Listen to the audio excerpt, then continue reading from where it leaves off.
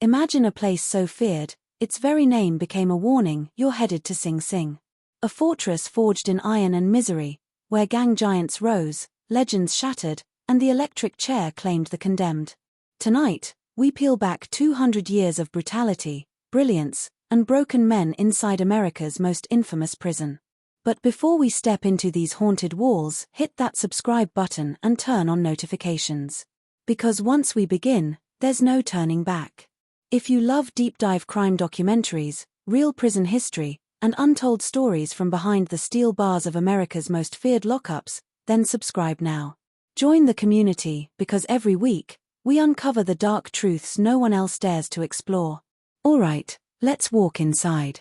The Hudson River was still that morning, too still, mirroring the pale sky like glass as the boat drifted toward the towering stone walls that would soon become one of the most feared destinations in American criminal history. It was 1825, and the men on that boat, thin, cold, shackled at the wrists and ankles, had no idea they were about to build the very prison that would swallow them. Sing Sing Correctional Facility did not begin as a structure. It began as a sentence, a vision, an experiment. New York wanted a new kind of prison, one built on discipline, silence, and terror.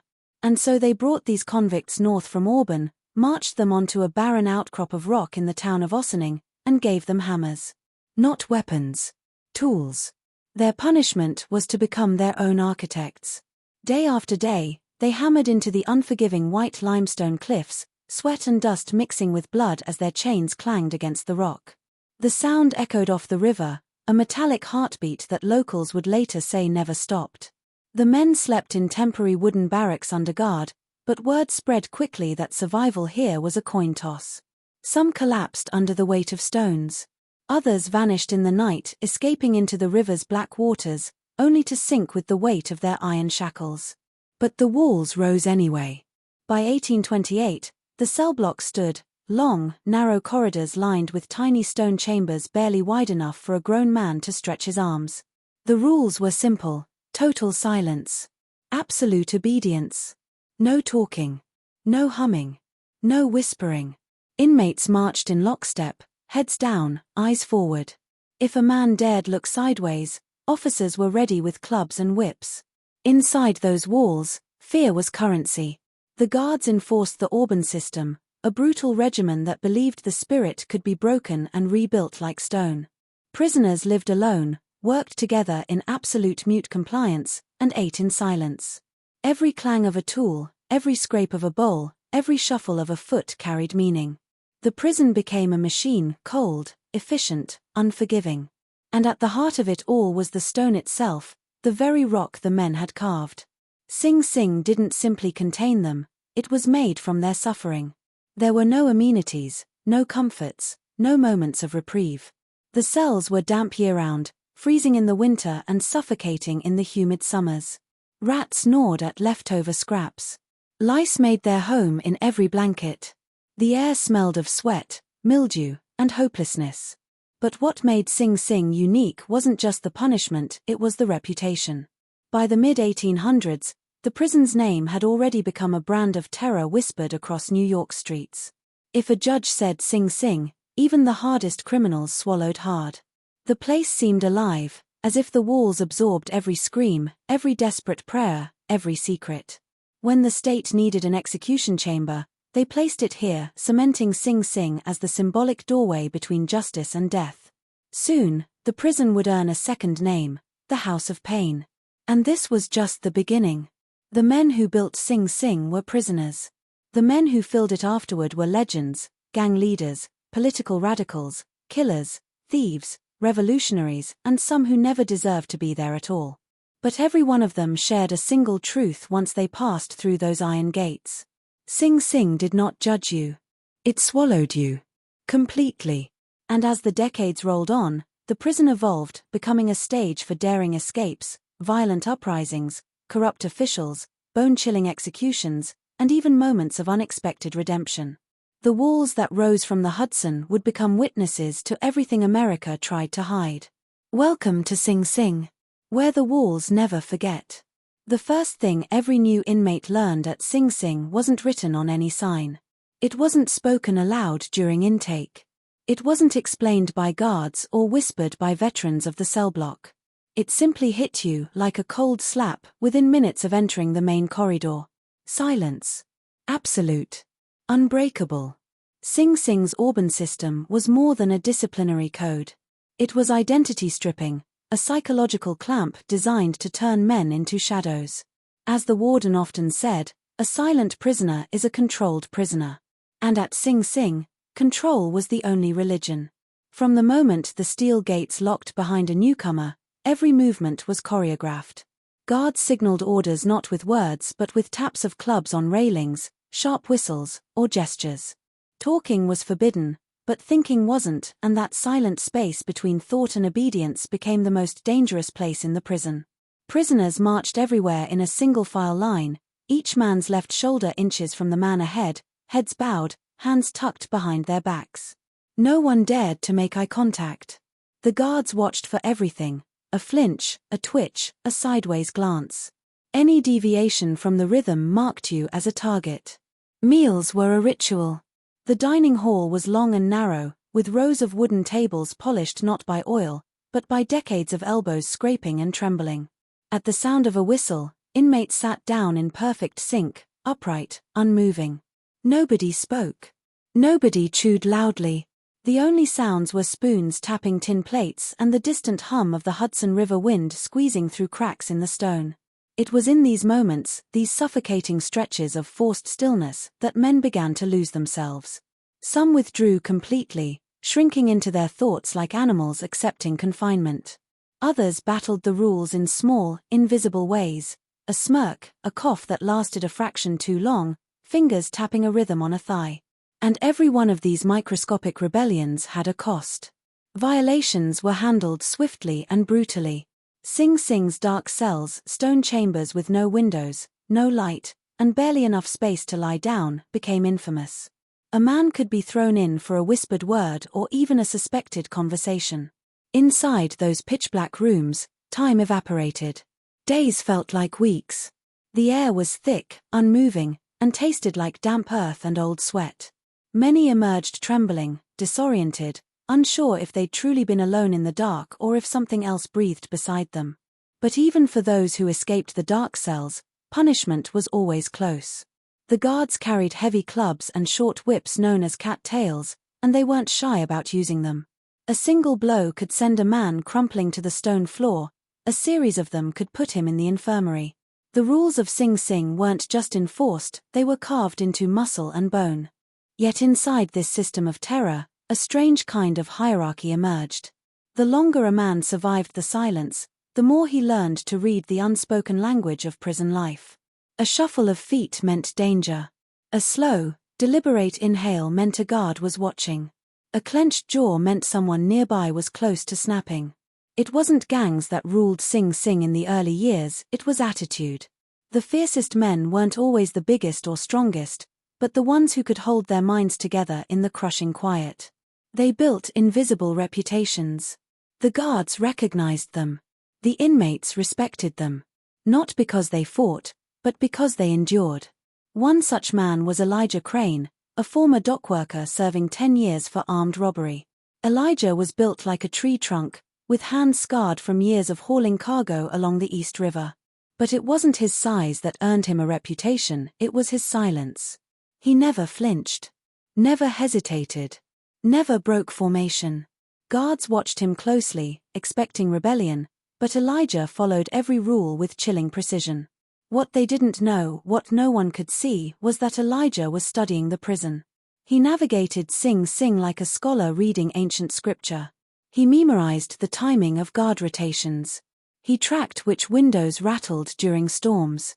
He counted the number of footsteps from the mess hall to the workshop. Elijah was silent, but his mind roared, dissecting the human machine around him. And he wasn't alone. Dozens of men, silent, calculating, desperate, filled Sing Sing's blocks, each with their own secrets, fears, and futile hopes. Some dreamed of escape.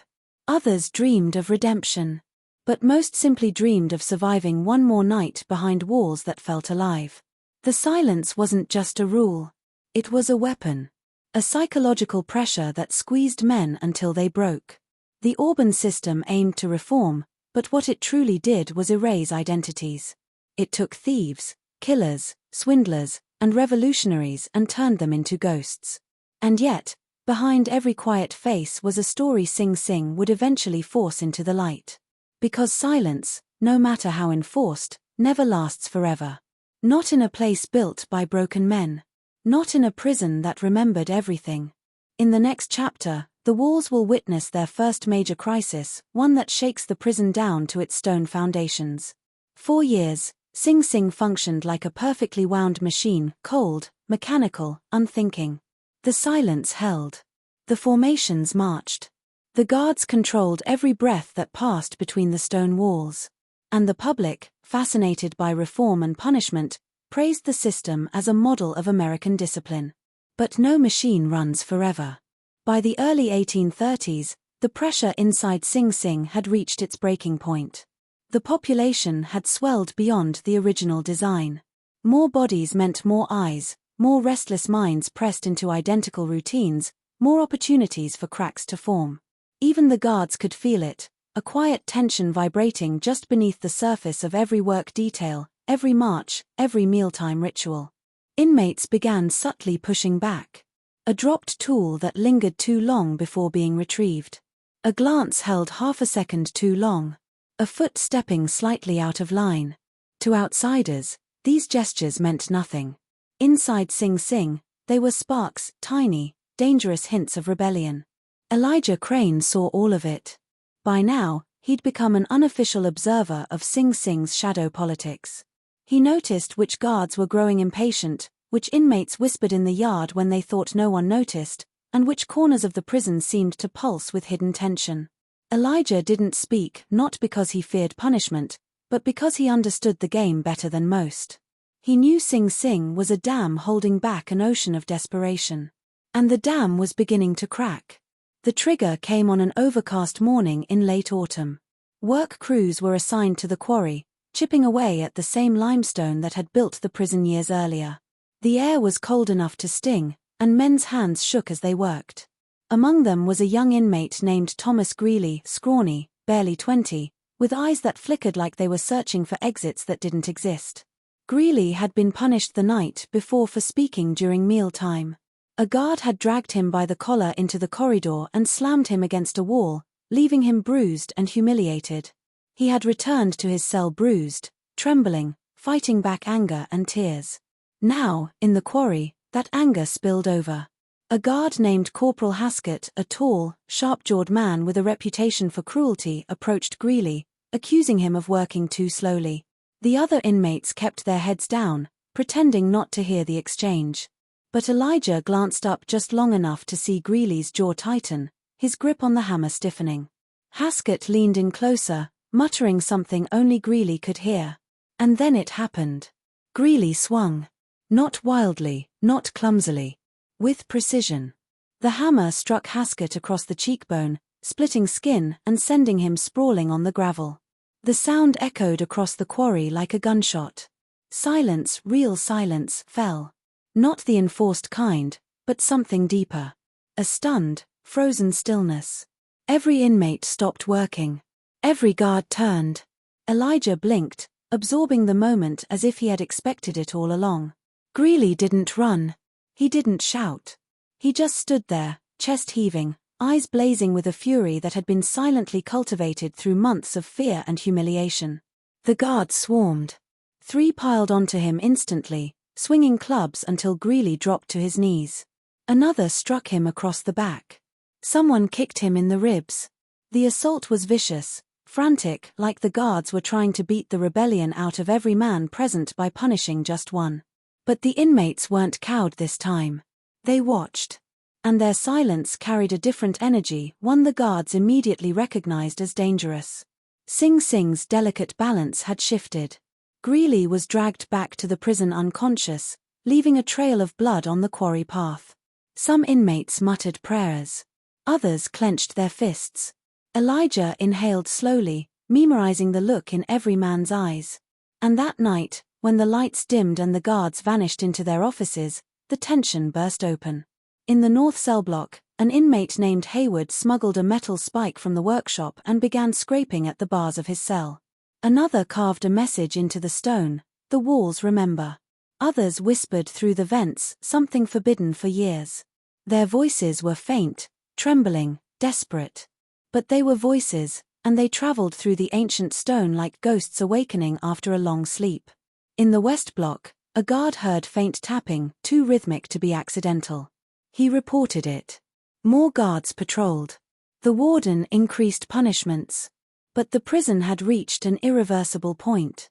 The machine had faltered. And Sing Sing, for the first time in its history, felt alive and unpredictable. Elijah lay on his thin mattress, staring at the ceiling. He didn't join the tapping. He didn't whisper through the vents. But he knew exactly what was happening.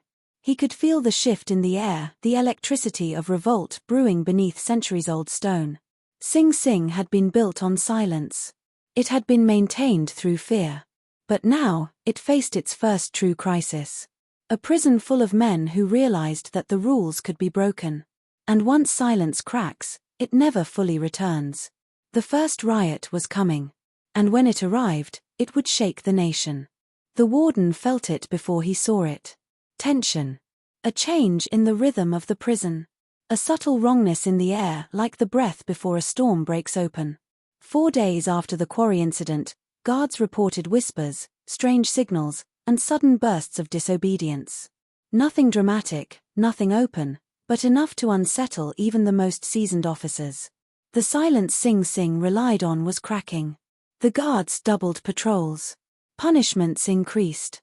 Men were thrown into the dark cells for the slightest twitch of deviation. But the tighter the prison tightened its grip, the more violently the men pushed back. It began with a spoon. A single tin spoon that clattered to the mess hall floor during dinner. The sound was sharper than it should have been, ringing across the silent hall like a dropped weapon. Every head snapped up.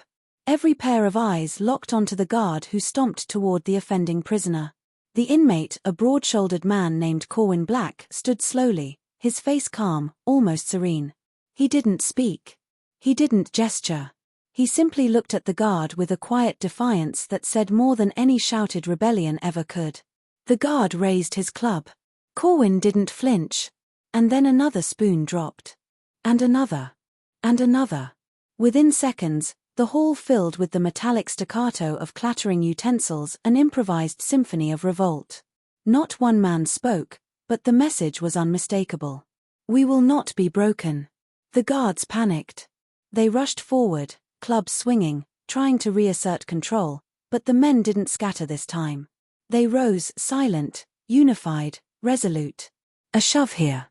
A shoulder block there. A guard was knocked off his feet. Another dropped his club. The air erupted with the thudding chaos of bodies colliding, chairs scraping, bowls flipping. The riot was small at first, contained to the dining hall. But Sing Sing's architecture worked against the guards. Sound traveled through the stone corridors with eerie clarity, and within minutes inmates in the adjoining blocks heard the unmistakable roar of rebellion. Cell doors rattled. Men pounded fists against iron bars. Shouts, actual shouts, echoed through the hallways. It was the first time in years the prison had heard voices rise freely, untamed. Elijah Crane sat at the far edge of the mess hall, frozen not with fear, but with calculation. He watched as chaos unfolded like a storm system he'd predicted long ago. He saw guards scrambling, inmates surging, and he understood the real danger wasn't the fight. It was what came after. When a guard lunged at an inmate near him, Elijah moved not to join the violence, but to avoid being dragged into a beatdown he didn't provoke. He slipped between overturned benches, keeping low, using confusion as cover. He saw Corwin Black locked in combat with 2 officers, saw another inmate hurl a tray like a weapon, saw blood splatter against the stone floor. And then the alarm bell rang. A shrill, bone-rattling clang that transformed the riot into a frenzy.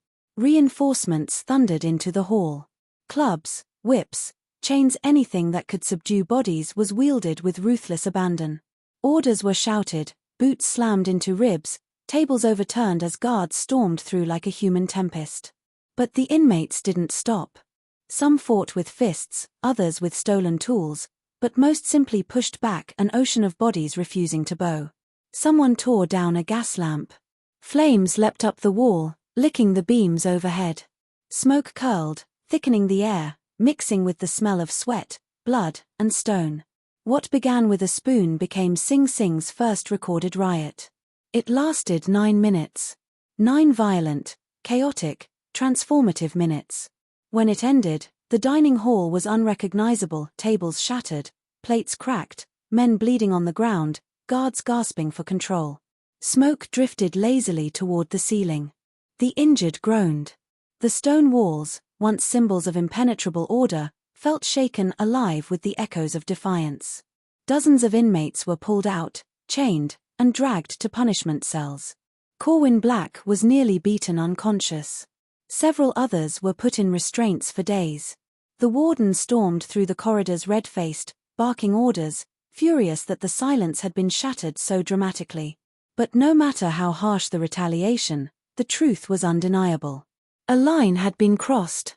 Elijah Crane, returned to his cell unharmed, sat on the edge of his straw mattress and listened as the prison groaned like an old ship in turbulent waters.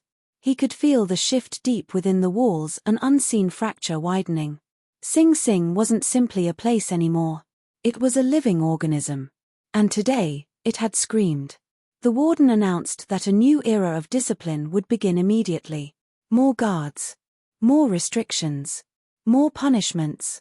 But the inmates had tasted something dangerous. Agency. Courage. Possibility. The riot had been crushed. But the idea behind it had survived. And over the next decades, that idea would fuel daring escapes, violent uprisings, and confrontations that made Sing Sing a household name in every American city. But before any of that, one man's arrival would change the course of the prison forever. A man whose vision and brutality would reshape the very DNA of Sing Sing. A man the inmates would come to fear more than the stone itself. The arrival of the new warden wasn't announced with fanfare. There were no speeches, no warnings, no grand introductions. One morning, the guards simply stood straighter, their boots shined a little brighter, and their whispers, usually loose and careless, fell into nervous fragments. Something had changed. By noon, the rumor reached every cell block. There's a new boss, and he's not like the others. His name was Elam Linz, a former army captain whose rigid sense of discipline made even hardened soldiers tremble. He wasn't the first warden of Sing Sing, but he was the one who would define it. If the Auburn system was the blueprint, Linz was the architect who carved it into human flesh. Before he took over Sing Sing, Linz had worked at Auburn Prison and transformed it into a place known for mechanical obedience. He demanded silence like a religion and punishment like ritual. Now he was here, at New York's most troubled fortress, and he intended to break it into submission. His first morning on the grounds, Linz walked the length of the main corridor flanked by 2 officers. His boots struck the stone floor with a rhythmic authority, clack, clack, clack echoing down the cell block like a metronome of command. Inmates froze where they stood, unsure whether to look away or look down. Even the air felt nervous. Elijah Crane watched through the narrow slit of his cell window. Linz walked with the posture of a man who expected instant obedience. The guards' eyes followed him the way dogs watch a handler. And the inmates, they sensed something dangerous. This was not a man who reacted to chaos. This was a man who prevented it. That afternoon, Linz gathered the entire inmate population in the yard. It was the first time in the prison's history a warden had addressed them directly. His voice was cold, sharp, and loud enough to slice through the chilly air. "Discipline has collapsed here," he announced. "Silence has been broken. Order has been challenged. That ends today." No one dared shift. No one breathed too loudly. Then came the sentence that would define his reign. "You are not here to think," Linz said. "You are here to obey." It wasn't just words. Over the next weeks, he transformed the prison with military efficiency. Punishments intensified. Guards were empowered to strike first, question later. The dark cells filled with men whose only crime had been moving too slowly or glancing the wrong direction. The mandatory silence was enforced with an iron severity that made the previous regime look charitable. Schedules tightened. Marching routines became so precise that a single misstep could earn a man a beating. Work crews labored longer hours. Meals were shortened. Inspections grew more invasive. Uniformity became absolute. Every prisoner's head was shaved. Every movement was synchronized. Every task, from lifting a bucket to turning a corner, was broken down into mechanical fragments. Sing Sing was no longer just a prison. It was a factory designed to break the human spirit. But Linz wasn't finished. One of his most radical reforms came from his obsession with labor. He expanded the workshop system, introducing new industries: blacksmithing, weaving, cobbling, stone-cutting. Every inmate, regardless of age or condition, worked. Productivity skyrocketed. Newspapers praised the efficiency of Sing Sing as if the inmates were willing employees and not men driven to exhaustion. The public applauded. Politicians praised the experiment. Sing Sing became a model for America's evolving prison philosophy. Inside, however, men suffered. Some collapsed under the relentless work. Others broke psychologically under the crushing silence. A few died from infections and injuries that Linz dismissed as weakness. Stories spread of inmates begging for lighter labor, only to be beaten until they couldn't stand. To the outside world, Linz was a visionary. Inside the walls, he was an executioner of the soul. But even visionaries make enemies. A faction of guards believed Linz was pushing too hard, risking another riot. Senior officers whispered about his obsessions, his unyielding belief that fear alone could sustain order. And inmates, though terrified, began to share a growing hatred. Not spoken aloud, not scribbled in notes, but held in their eyes. Elijah Crane documented it all silently. He watched men deteriorate under the weight of the new rules. He noticed guards exchanging uneasy glances. He recognized something Linz did not. When fear becomes the only tool, the people beneath it will eventually choose death over obedience. The pressure in Sing Sing was again rising, slowly, dangerously, invisibly. And when it finally broke, it would target the man responsible for turning the prison into a crucible of suffering. Linz believed he could control the walls. But he forgot one universal rule. Walls remember everything. And they always push back. What came next would be the darkest period Sing Sing had yet seen, an era of brutality, resistance, and the spark of a rebellion that would scar the prison forever. By the time Warden Elam Linz had been in command for a year, Sing Sing no longer resembled a prison, it resembled a pressure chamber. Every rule was tightened, every punishment amplified, and every guard trained to enforce compliance with a speed and violence that could turn a simple misstep into a medical emergency. To the outside world, Sing Sing was thriving. Reports celebrated its discipline, its efficiency, and its remarkable production output. Politicians toured the workshops, admiring the boots, barrels, and stonework inmates produced. Newspapers wrote glowing articles about Linz's scientific approach to reform. But behind the stone walls, where the echoes of the workday lingered long after the sun set, another story was being written, one carved not in paper, but in bruises, scars, and broken bones. The workshops were the heart of Linz's empire. They were loud, hot, crowded rooms where dozens of men operated heavy tools under strict supervision. No talking, no resting, no looking up. Guards patrolled the aisles with clubs, barking silent orders through gestures and glares. Every clang of hammer on iron, every rasp of saw on wood, fed the prison's reputation but drained the men working inside it. It was in these workshops that the breaking point arrived. The incident started small, like most revolutions do. A middle-aged inmate named Reuben Marsh, who had worked as a carpenter before his sentence, began showing signs of exhaustion. He'd been laboring 12 hours a day carving beams for a new structure on the grounds. His hands were blistered, his shoulders trembling from the strain. But Linz's system didn't recognize weakness, only output. When Marsh slowed down, a guard named Sergeant Bolten slammed the flat of a club on his workbench, startling him. Marsh nodded, tried to keep pace, but his body was failing him. He coughed violently, bent forward, and dropped his chisel. The workshop froze. Bolten approached him with the deliberate anger of a man who enjoyed the power of public punishment.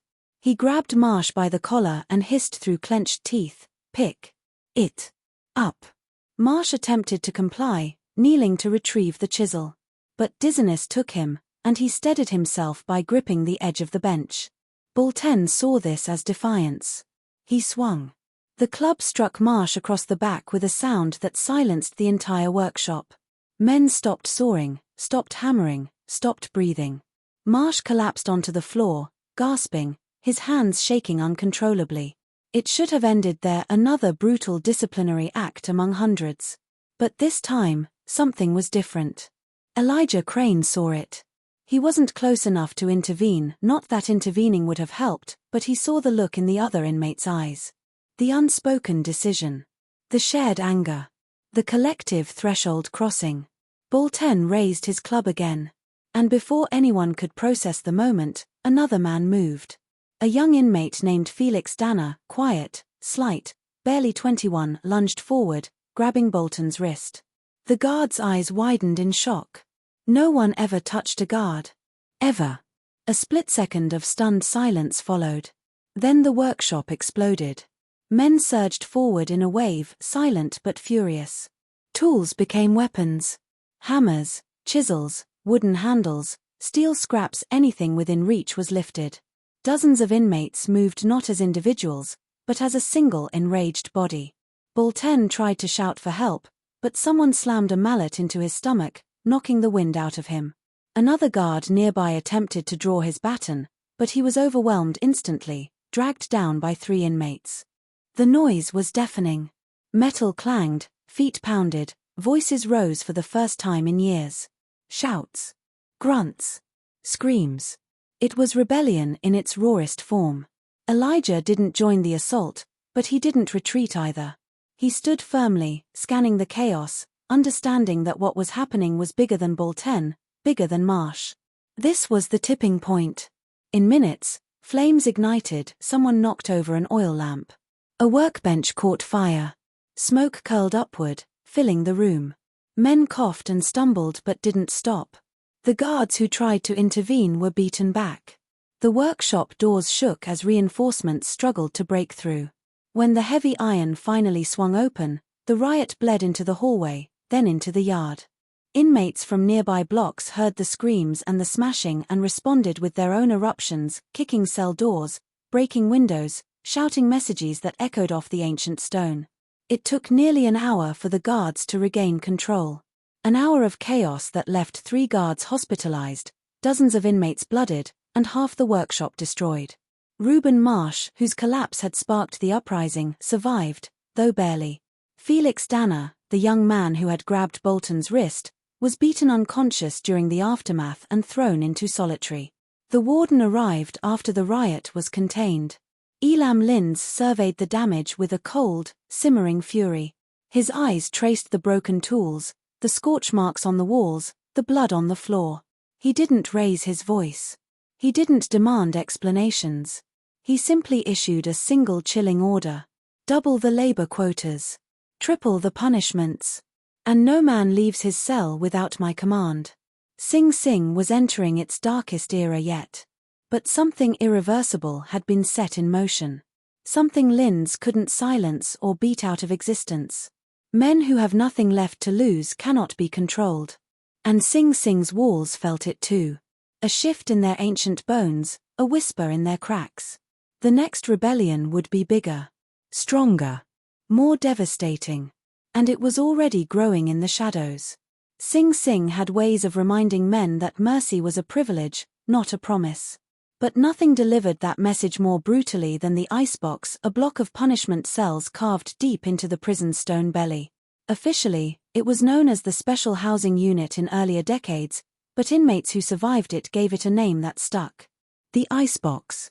A place where warmth, noise, sunlight, and hope didn't exist. The corridor leading to it was narrow, always damp, and always cold, no matter the season. Older guards used to claim the walls themselves remembered winter. Every step echoed like you were walking deeper into a canyon, the sound swallowed by the oppressive silence. Down here, inmates felt like they had been buried alive. And in a way, they had.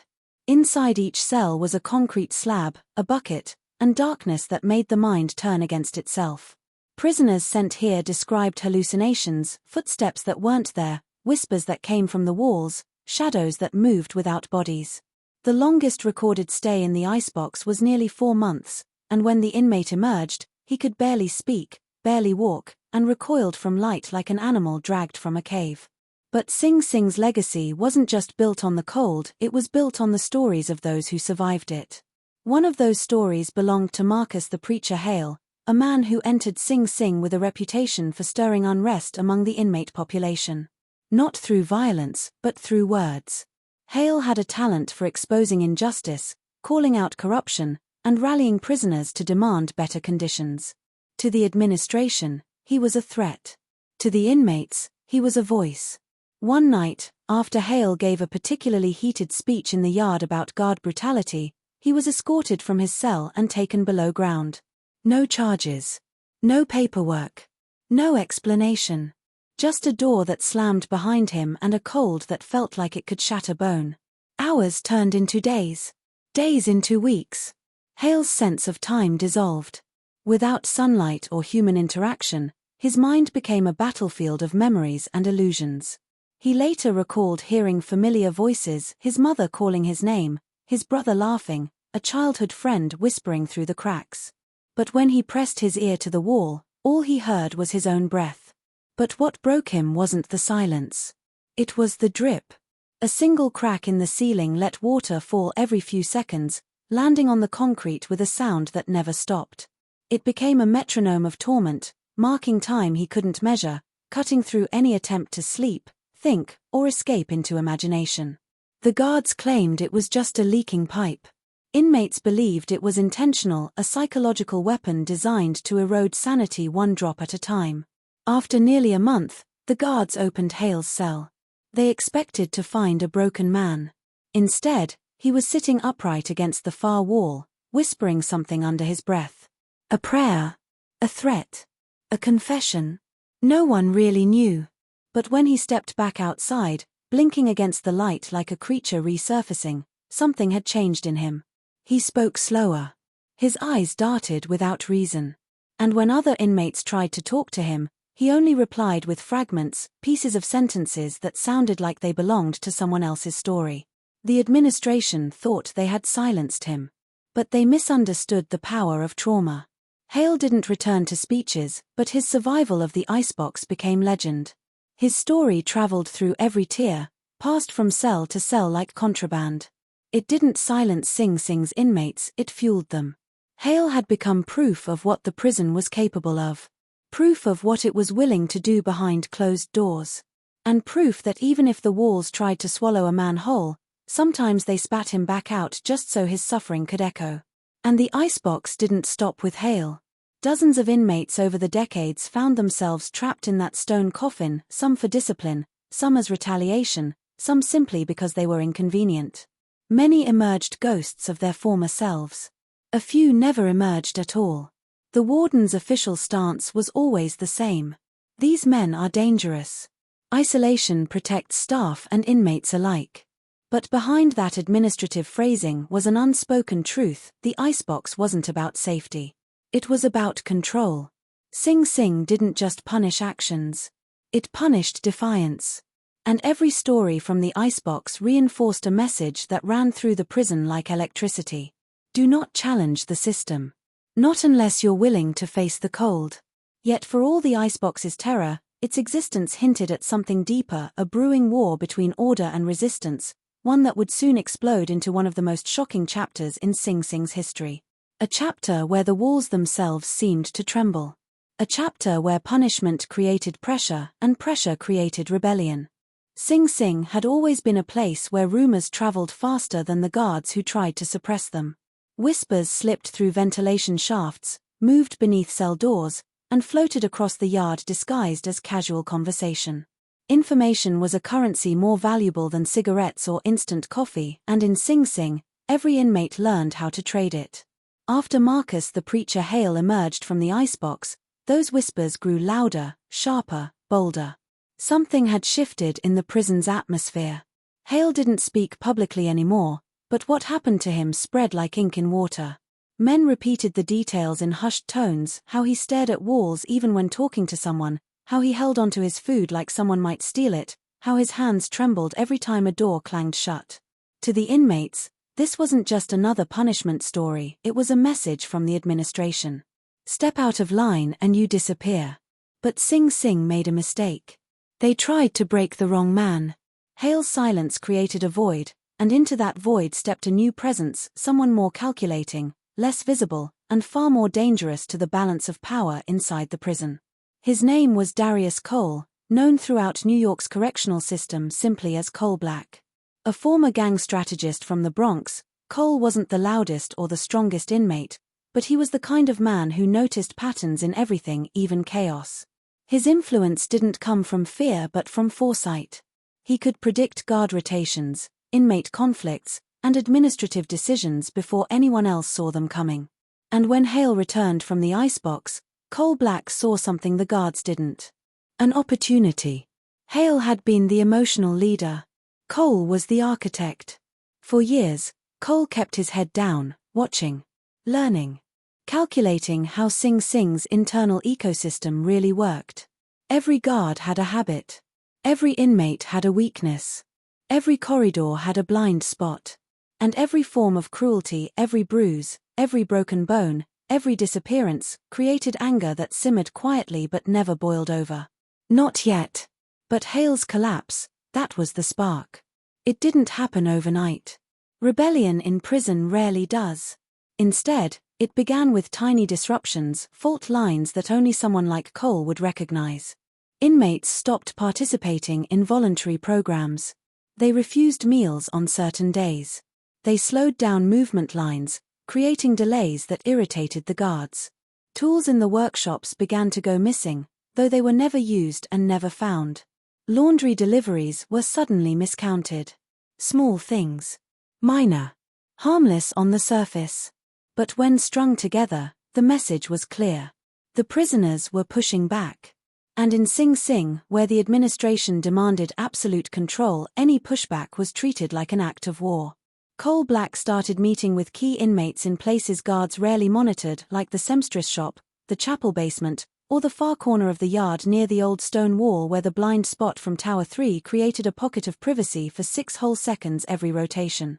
6 seconds was enough to pass a plan from one man to another. But Cole didn't want chaos. He wanted leverage. He believed Sing Sing could be forced to change, but only if the administration realized the inmates were united. A fractured prison population was easy to control. A coordinated one? Nearly impossible. So he began building what inmates eventually called the Circle. Not a gang. Not a political group. Something more dangerous, a network. Members of the Circle weren't chosen because they were violent. They were chosen because they were dependable. Smart. Observant. Men who held positions inside Sing Sing that gave them access to information. A kitchen worker who overheard guard conversations. A librarian who monitored who checked out what and who spoke to whom. A porter who cleaned staff offices and quietly noted documents on desks. A chapel volunteer who collected confessions disguised as spiritual advice. A laundry clerk who saw the bruises guards tried to hide under uniforms. The circle grew slowly, invisibly, like roots spreading beneath concrete. But Sing Sing's guards were not blind. Tensions rose when a new captain, Captain Aldridge, a man with a reputation for brutality masked as discipline, took command of Hale's former block. He was the kind of officer who believed rehabilitation was weakness and who carried his nightstick like it was an extension of his arm. Aldridge had heard about Hale's influence. He had heard whispers about Cole Black. And he hated the idea of inmates having any kind of unity. So he started cracking down. Random searches. Sudden lockdowns. Cell extractions without reason. Entire tiers punished for the actions of a single inmate. Lights left on all night. Showers cut short. Recreation time slashed. His message was as blunt as the baton he carried. I run this place. Not you. But Sing Sing's walls had seen men like Aldridge before. And they had seen what happened when pressure turned into resistance. The circle recognized the shift. They felt the tension tightening like a rope.